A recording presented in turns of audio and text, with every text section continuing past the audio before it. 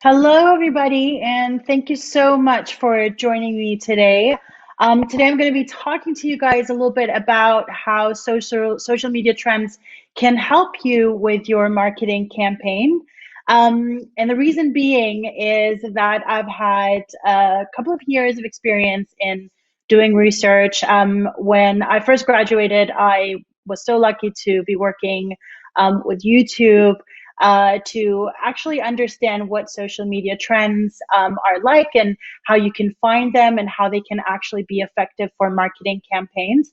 So it's super amazing that I'm able to take you guys through this today, and I'm able to maybe help you with your marketing campaigns.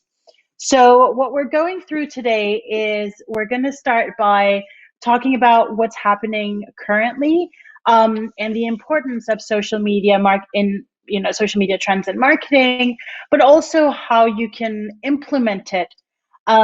So when we're looking at the world at this point in time, we basically have access to the entire world. Um, what we're When you're looking at social media, just generally, you can see what's out there. You're able to sit in London and see what's happening in Brazil. You're able to sit in Dubai and see what's happening in the US. And you have this understanding of what's going on across the world by really tapping into it. You have the ability to do that. And now more than ever, I mean, we're going through a pandemic, so now more than ever, we're connected with the world, and we want to understand what's going on, how things are being handled in different countries, different cities, even different local areas. And social media can really help us engage with those local areas, or wherever area you're interested in. So if we're going on to the next slide, when we first started going through this lockdown, no matter what country you're in, one of the things that people really use social media for is putting out their feelings and it was working for them. Everyone sort of went from going to work every day, to now having to implement your work life with your personal life. So people would go to special or certain social media platforms such as Twitter or Instagram or even TikTok to really show what their daily lives was like on these social media platforms. Some of the things we really do have in common is everything from working from home to actually what our partners were like at home, or our family members, our friends and families. And we sort of had social media to connect with the world, even though that we were physically disconnected from the rest of the world. Um, so one of the things that we are really looking at here is relatability. And that's one of the main keys that we're going to talk about today is how important relatability is when you are creating a social media marketing campaign, and how it can really help you. Because one thing people truly are looking for is someone to understand. But if you're a brand and you understand what they're going through, then you're already sort of ahead of the game. So in the next slide, we'll sort of show you a brand that took those type of conversations and put it into an advert. And I'll talk a little bit more about that after the first couple of seconds. How's the whole working from home thing going for you? Whoa! What? No! Guys, does anyone have my iPad? Close your eyes, gently deepen your breath. Babe, your boss is FaceTiming you. Vivian? This is not good. Morning. Good morning. So Project Pandora's box is back, and we need to present new designs on Monday. Oh, and it needs to be recyclable. Any questions? Yeah, when you say recyclable. Good. No! What's going on? Project Pandora's box is back. What? No! We can't do this in 1 week. It's just a box. But we're working from home, So when we're looking at this ad, I didn't actually put in who it was, but as you guys can see, it's Apple. What's really interesting about this ad is that they pulled every conversation that people were having during lockdown and during having to stay at home and put it into an ad without actually shoving the product into our faces. Although that they're mentioning stuff like I need to find my iPad, it seems very natural to us and it sort of comes to us as a story rather than, oh, now they're showing me an iPad or a MacBook or AirPods. It looks to us as if it's very, very much something that we can relate to. We understand the situations, everything from having to look for stuff to being in bed with our hair cap on. And it's super relatable. It's Apple really hit the nail on its head with this one. So on the next slide, we're just going to just show a little bit of what you need to be thinking about when you're thinking about your audience. So when we know that there is an audience online for us, we really need to understand, well, where are they spending their time and why are they spending their time on those platforms? So in the beginning of the pandemic, we saw that a lot of people were going to TikTok, and they were starting to create all of these videos that were very relatable, but also fun and inspiring. And people started really engaging with other people to create these videos. I mean, TikTok enables you to do duets with other people to sort of feel like you are more connected to the world.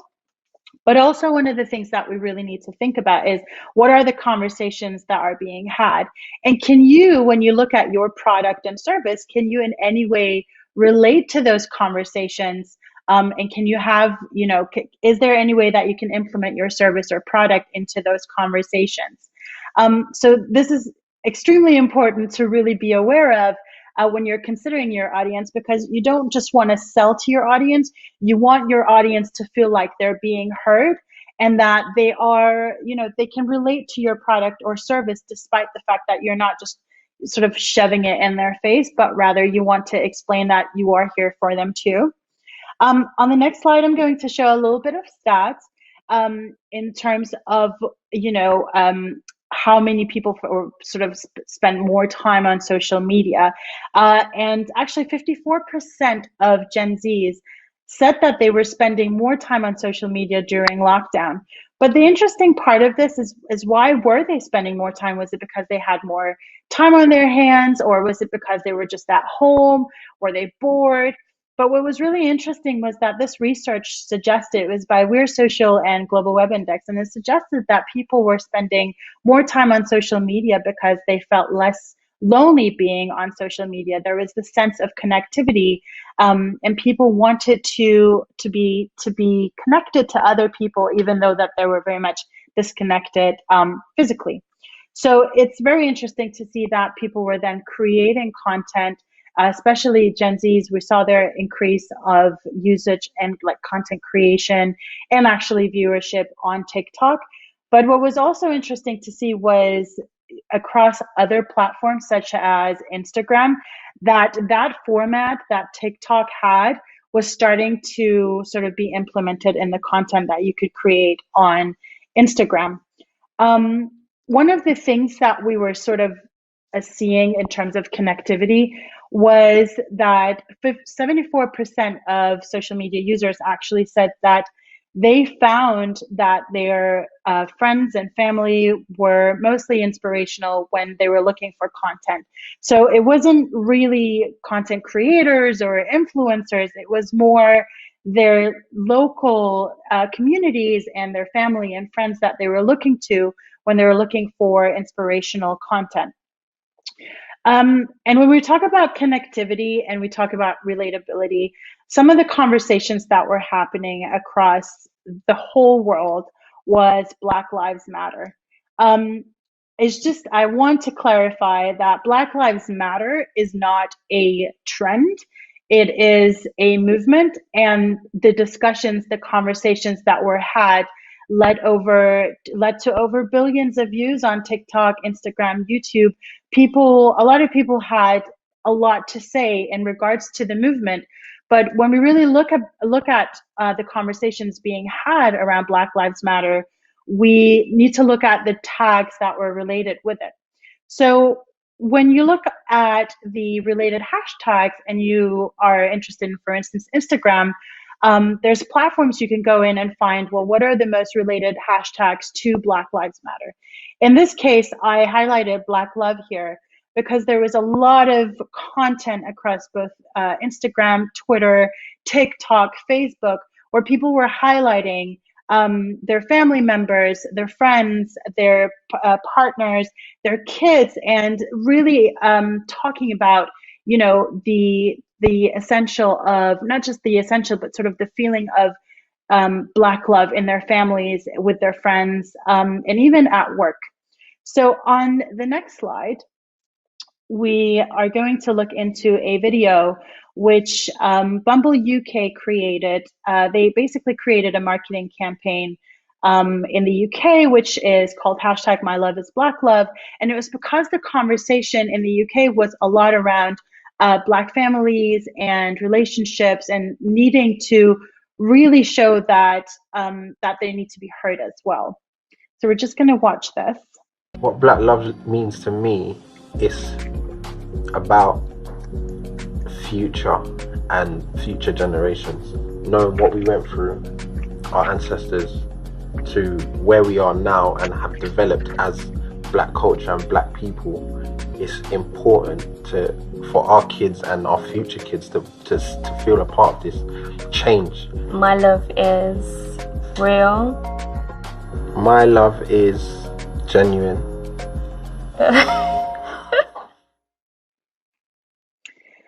What's really interesting about Bumble and their marketing campaigns is that the marketing campaign that they have in the US is very different to the one that they've got in the UK.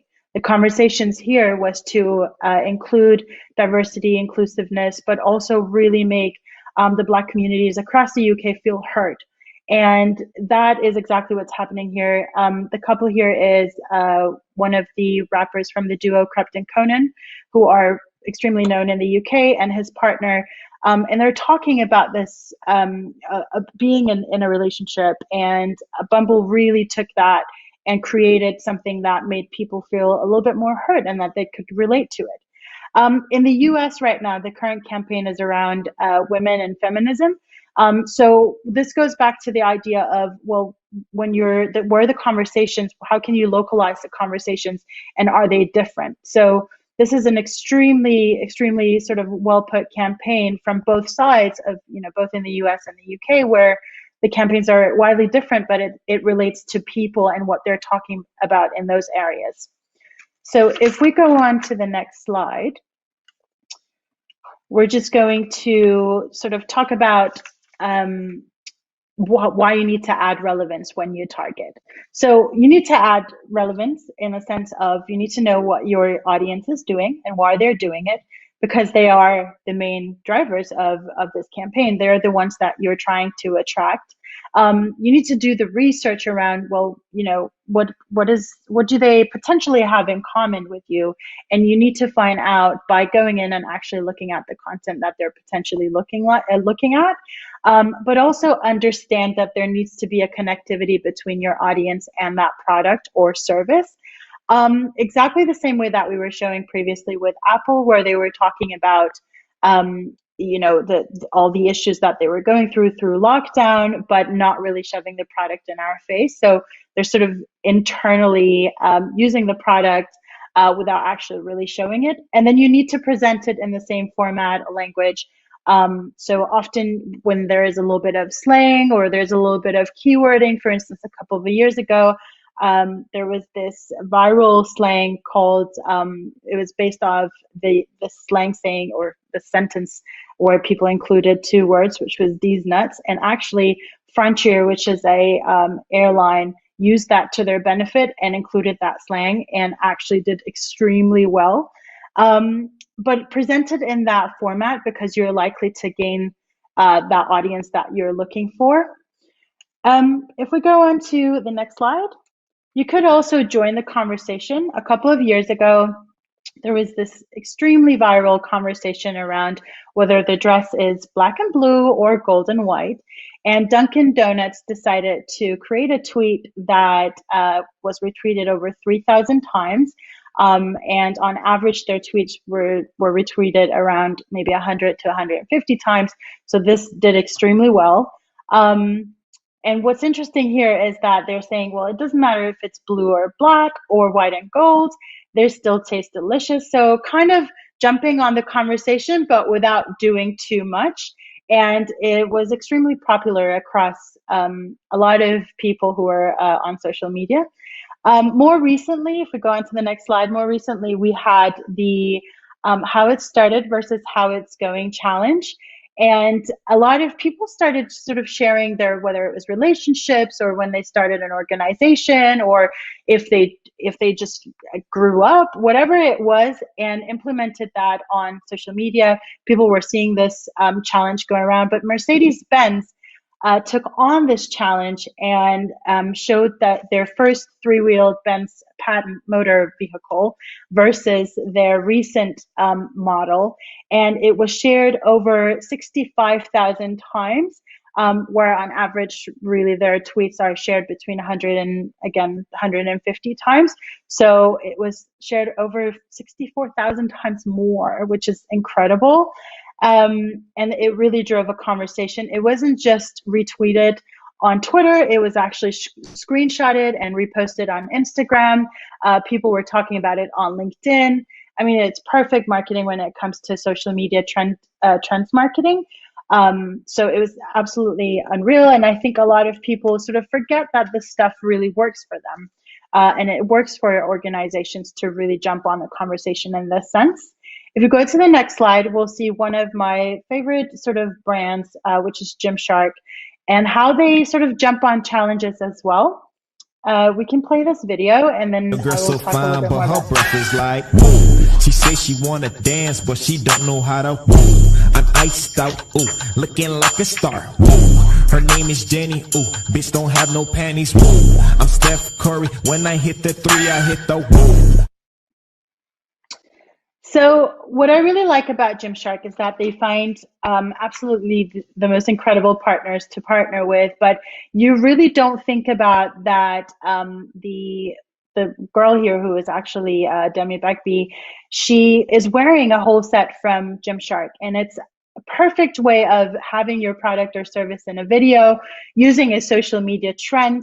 And this video went everywhere. So you can literally see it if you go on TikTok or Instagram or Twitter and you just type in hashtag stand up challenge, you're likely to see this video everywhere.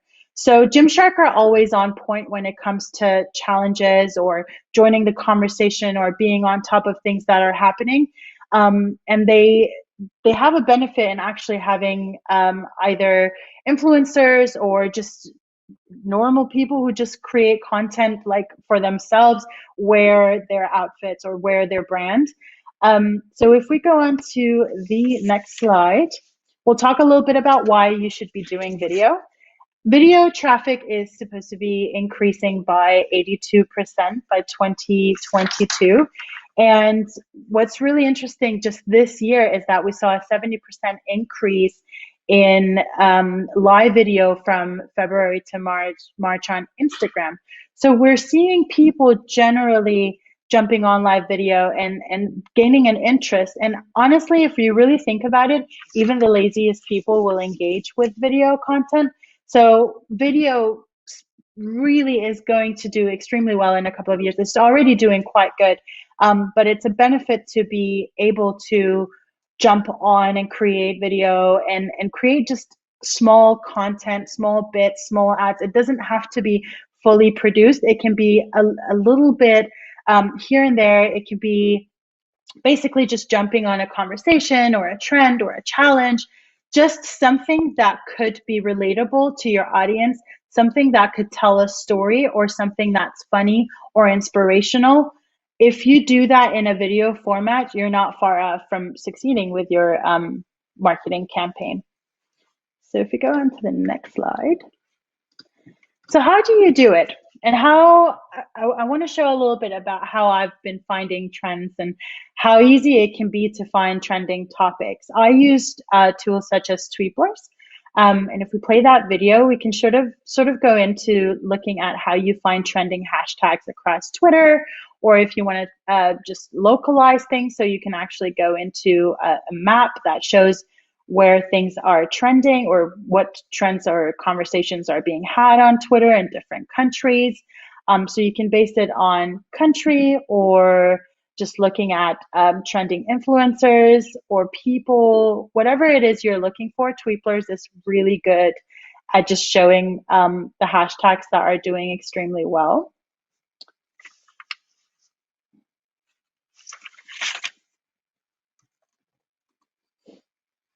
Or you can use Google Trends. And in this video, I'm sort of playing around a little bit, but on Google Trends, you really genuinely have to narrow it down, but you can put in the platform you're interested in, looking at what's trending on that platform. And you have to narrow it down. So you really need to look into, for instance, in this case, I said the last 7 days, what are people looking for within the food and drink section? And actually, if we're looking closely, because it's Thanksgiving on Thursday, people are looking for turkey recipes and casseroles, etc. So it's quite interesting to see how that trend is being, how the conversations are being had, but also what is trending, what are people looking for.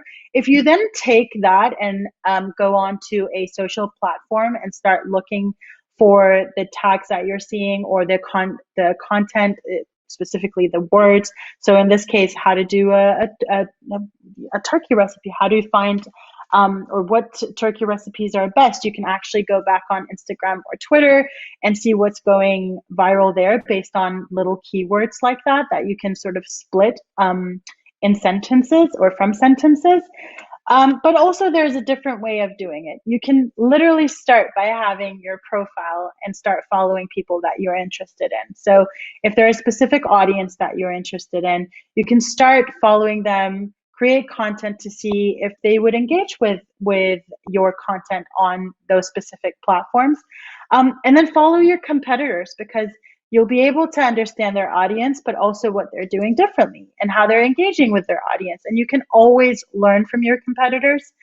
And then you can weigh those findings with Google Trends. So being connected can always sort of help increase your understanding. So if you're looking at what you've got in front of you on your social media platforms and you're taking that, weighing it against Google Trends or Tweeplers, you're likely to hit the nail on its head and find the right trends and be able to be a lot more relatable. You've got a story there that people will relate to, and those sales that you're looking for, because a lot of brands start by creating a campaign because they just want to increase sales. The issue is that we're not seeing that, relatability and storytelling can lead to a lot more sales than just having to focus on sales without actually having anything that is super useful to look for, or super useful or interesting for an audience to feel like they can relate to. So if we go to the next slide.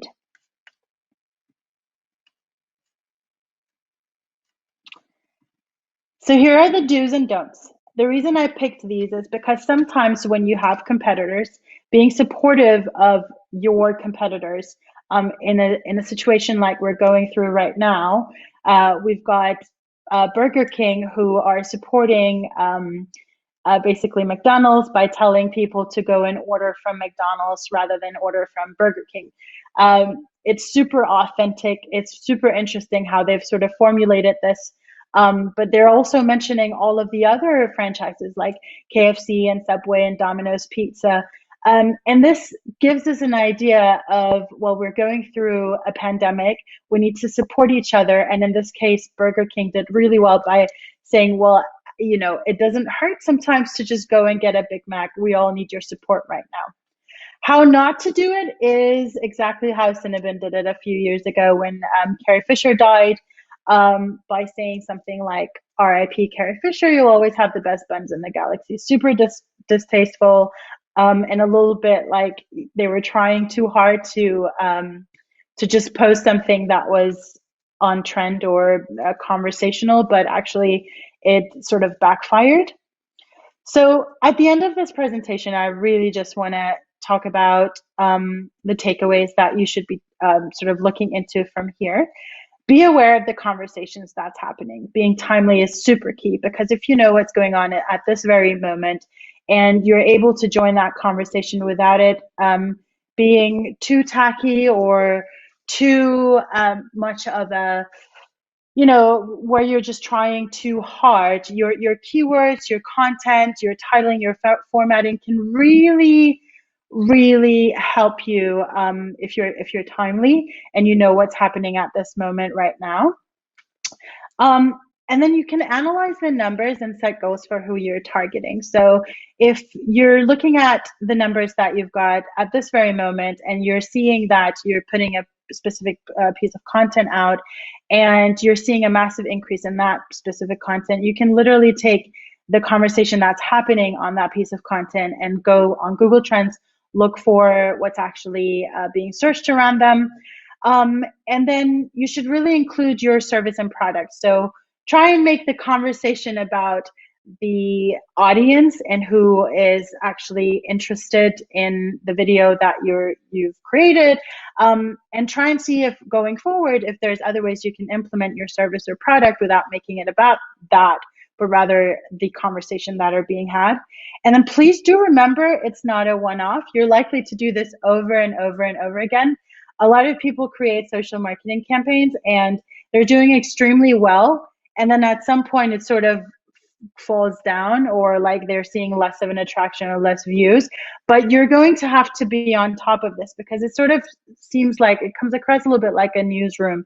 You have to really be on top of what's happening for people to continuously being able to relate to you and to your brand.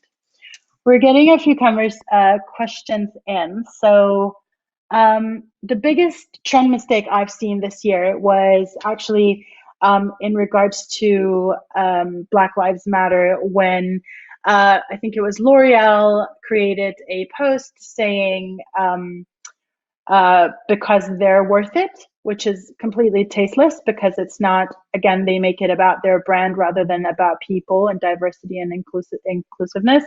And then the next question is it better to go off a current trend or try to come up with your own? I would say there's two parts. It depends on how you deliver it. If you're delivering it in a sense of you're trend jacking, but you're doing it the right way, as in you are really making it about the conversation, then that could benefit you. But sometimes brands actually create their own trend, which actually goes viral and does extremely well. You really have to be creative, but also really know that you're on time, because a trend this week, a trend this week can be unrelated or unrelatable next week. So it really depends. You really have to sit and weigh it. But it can do both. If a trend is extremely viral, and you're seeing it literally everywhere, and you feel like this trend is going to go on for a bit, then it's probably a good idea to go off of that trend. How do you find trends and stay original? All depending on what your product is and what your service is. You just really have to think about how you can implement it without it coming across, like I said before, like you're shoving it in their face. It's really interesting to see different brands actually going, like trying off a trend or trying off, it's called trend jacking. But some people or some organizations do genuinely fail. But you really sit and have to consider what your service and product is, and then try and figure out how you can relate to people. I think it's a really good idea to try and ask people what do they think, and how, if they have any creative ideas of a way that they can use your product or service. Often we find that our local communities or our friends and family have really great ideas around the need that there is for your product or service. Try and see if that can be anywhere relatable to the rest of the world. Is it better to work with a large influencer when following a trend? I think it depends on the trend, once again. And influencers, I mean, it varies extremely. In this case, when Gymshark were working with Demi Begbie, it's sort of, she's already quite famous, but the fact that she jumped on a challenge that was very attractive to their audience and to their core consumers made that work for both the trends, but also for the influencer. So again, you really have to weigh your options in terms of who the influencer is.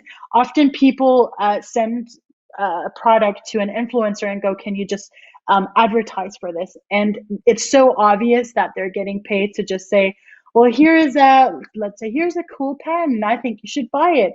But whereas if I'm actually writing with the pen and showing maybe like my writing skills, my writing is not that great, but that would probably be a little bit different than just saying, I'm an influencer, so here's a pen, go buy it.